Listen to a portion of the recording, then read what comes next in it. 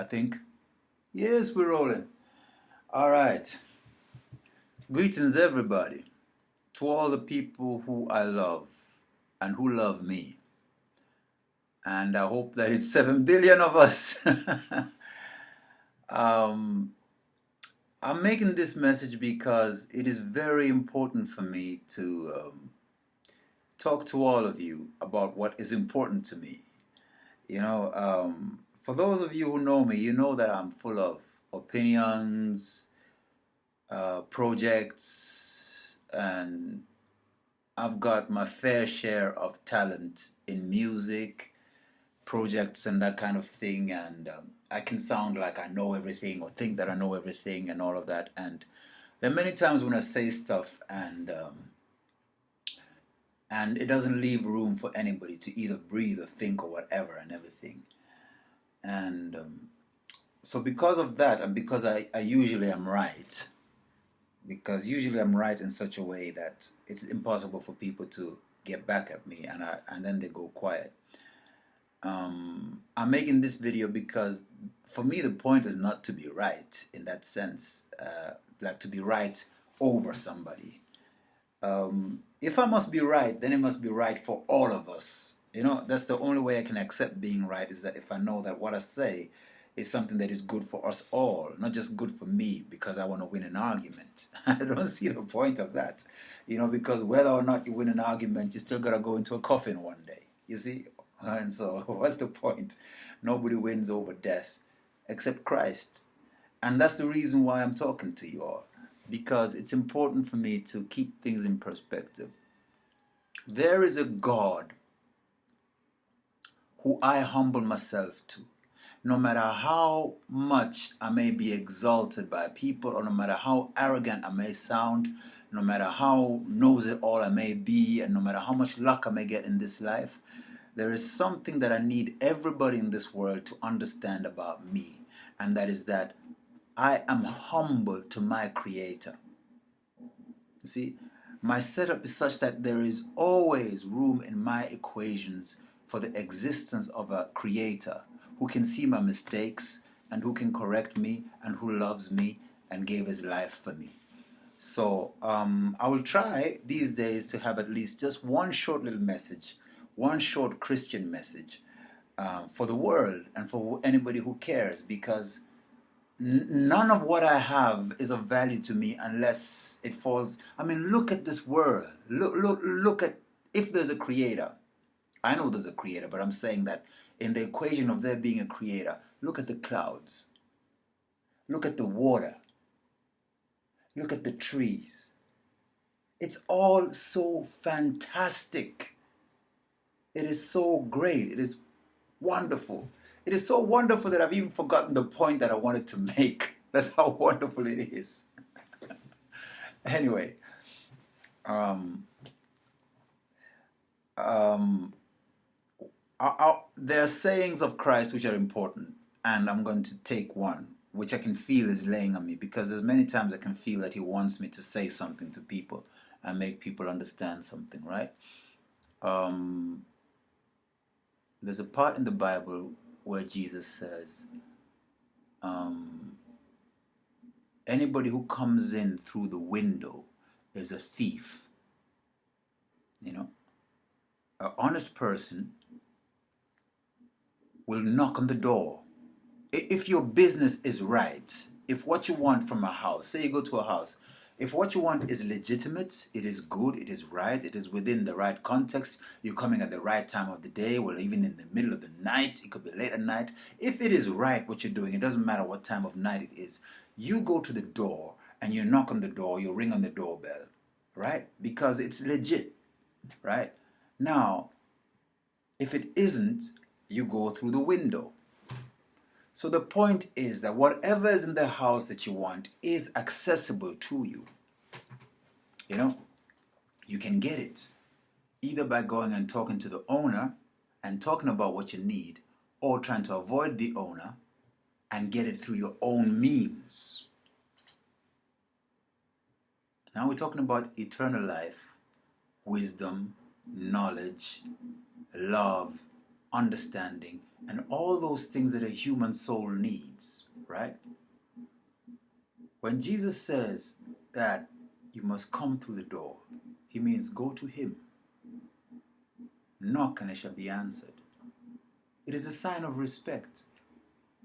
Believe me, if you disrespect where you get the things that you get from, you are only disrespecting yourself. And you're only limiting yourself and your happiness. You see? Why am I saying this? I'm saying this because we're living in a time when there are so many active spirits out there that act in a certain way and perform so many miracles and do so many different things that people feel fantastic about it. There's so much knowledge out there that is being given to people. Say, if you do such, then you get this result, whatever.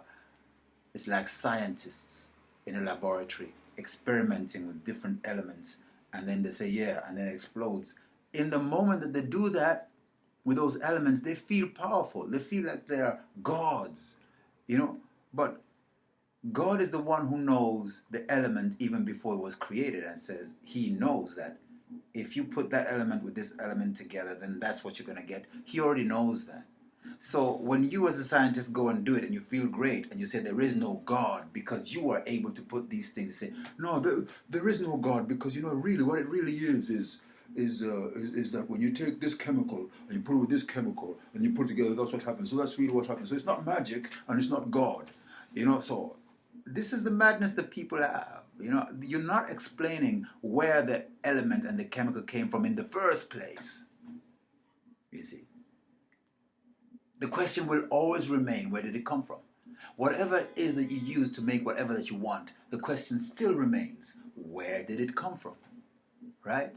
Before it came from those places. So when people go to whatever sources they have, whether it is horoscopes, tarot cards, familiar spirits, whoever is out there, meditation, whatever, anything that's out there, that you go and you want to use that as your way of knowing what is this and what is that. You go get that.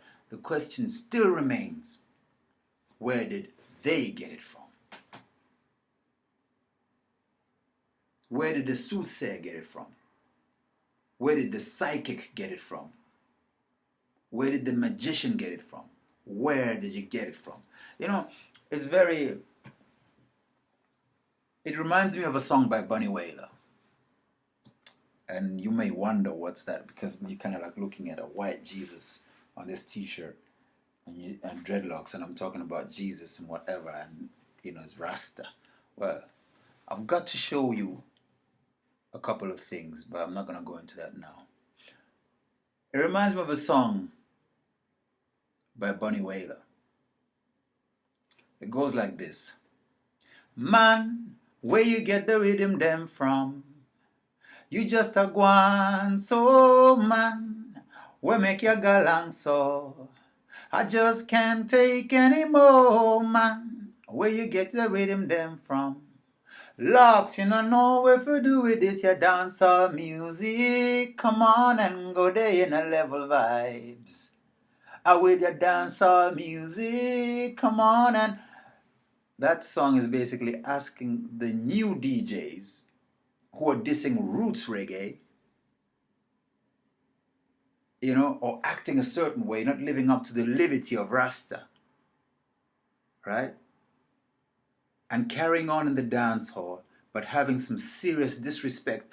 I mean, there's a time when Bunny Wailer had bottles thrown on him because the crowd was too impatient. They wanted to listen to something. This is way back in the 80s, I believe. So these people take the music, Studio One rhythms and everything, and they carry on like they're the Dons.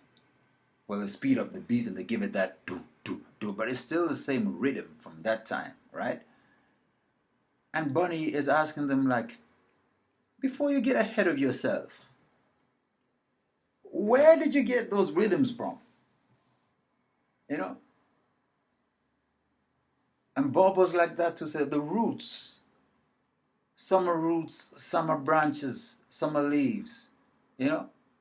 I say if you're a leaf and you want to be a root, the only way you can be a root is if you drop off the leaf and fall down to the root.